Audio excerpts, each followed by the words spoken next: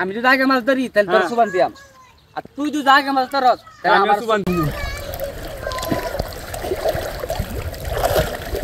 এই যে বন্ধু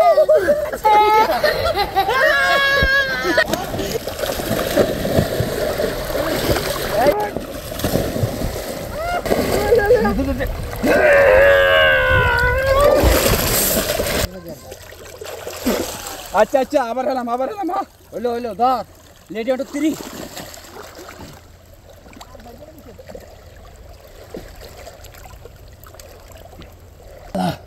আল্লাহ একটা দরুনি লাগবে, আমার একটা দরুনি লাগবে।